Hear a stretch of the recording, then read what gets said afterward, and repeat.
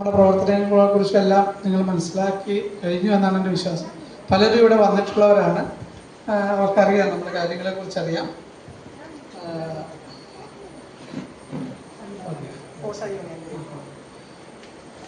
അപ്പോൾ എനിക്ക് പ്രത്യേകിച്ച് നിങ്ങളോട് വേറെ പറയാനില്ല. പക്ഷേ ടീച്ചർ പറഞ്ഞ കുറേ കാര്യങ്ങളെ കൂടി കേന്ദ്രീകരിച്ച് പറയുമ്പോൾ ഈ നാടിനൊരു പേരുണ്ടായിരുന്നു. പറവൂർ കരയെന്നൊക്കെ പറഞ്ഞത് പോലെയാണ്. അന്ന് ഒരു ഇരട്ടപ്പേരുണ്ടായിരുന്നു, പകലുണ്ണ പറവൂർ എന്നാണ് പറഞ്ഞത്. പകലുണ്ണ പറവൂർ എന്ന് വെച്ചാൽ കളിയാക്കി പറയുന്നതെന്ന് വെച്ചാൽ പകലിൽ ആഹാരം കഴിക്കാൻ പോലും പറ്റാത്ത ഒരു സമൂഹമായിരുന്നു ഇവിടെ ജീവിച്ചിരുന്നത്. വളരെ ദാരിദ്ര്യമായിരുന്നു. ആ ദാരിദ്ര്യകാലത്താണ് ഗുരു ഇവിടെ വരികയും, ഗുരുവിനെ കൂടുതൽ ശരിക്കും പറഞ്ഞാൽ ഇവിടെയുള്ളവരല്ല എന്ന് തന്നെ പറയുന്നത്. ഇവിടെയുള്ളവരുണ്ടായിരുന്നെങ്കിലും 27 കരക്കാരി കൂടിയാണ് ഗുരുവിനെ ഇവിടെ കൊണ്ടുവരുന്നത്. അതിന് നേതൃത്വം കൊടുത്തത് കുലശേഖരത്തുള്ള കുറ്റിനാൻ പാപ്പി വൈദ്യർ കുടുംബവും ഒക്കെയാണ് അതിന് നേതൃത്വം കൊടുത്തത്. ഗുരു അങ്ങനെ ഇവിടെ വന്ന് ഇവിടെ ഗുരു പ്രതിഷ്ഠ നടത്തിയ കാര്യങ്ങളെക്കുറിച്ചൊക്കെ ടീച്ചർ പറഞ്ഞു കഴിഞ്ഞു. അതിനുശേഷം ഉണ്ടായ വളർച്ച ഒരു കൂട്ടായ്മയുടെ വളർച്ചയായിരുന്നു, വളരെ ദാരിദ്ര്യത്തിൽ നിന്നുള്ള വളർച്ചയായിരുന്നു. ആദ്യ കാലത്തെക്കുറിച്ച് ടീച്ചർ വിശദീകരിച്ച് പറഞ്ഞു. സെക്കൻഡ്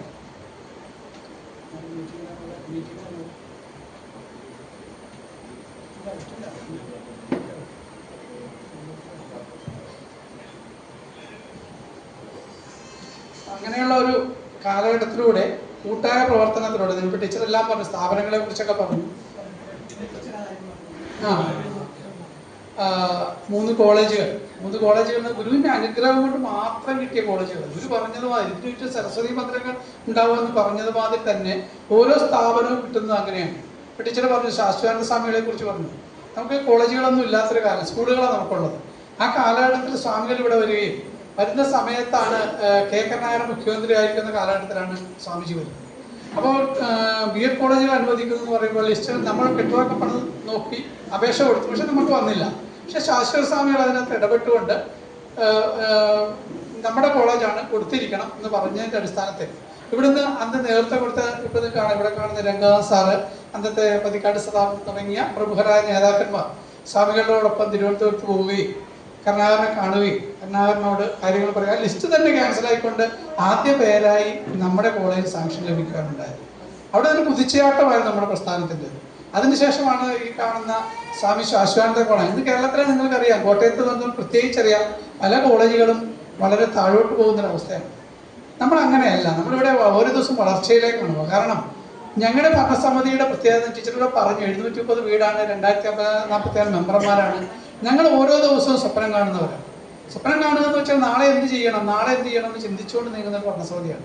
അതുകൊണ്ട് തന്നെ നമ്മൾ പഴയ കോഴ്സുകളുമായിട്ട് മുന്നോട്ട് പോയാൽ ഇത് നീങ്ങില്ല എന്ന് മനസ്സിലാക്കിക്കൊണ്ട് നിങ്ങൾക്കറിയാം, BA English, BSc maths, BSc electronics തുടങ്ങിയ വിഷയങ്ങൾക്ക് ഇത് കുട്ടികൾക്ക് താല്പര്യമില്ലാത്തതുകൊണ്ട് ആ വക വിഷയങ്ങളെല്ലാം മാറ്റി നിർത്തിക്കൊണ്ട് നമ്മൾ BSc കമ്പ്യൂട്ടർ, അതുപോലെ BBA, BSc സൈബർ ഫോറൻസിക്ക് ഇപ്പോൾ ഈ വർഷവും നമ്മൾ 3 കോഴ്സുകൾക്ക് ആപ്ലിക്കേഷൻ കൊടുത്തു. ഗവൺമെൻറ് പറഞ്ഞു ഒരു കോഴ്സ് ഇത്തവണ തരാൻ പറ്റുള്ളൂ എന്ന് പറഞ്ഞു.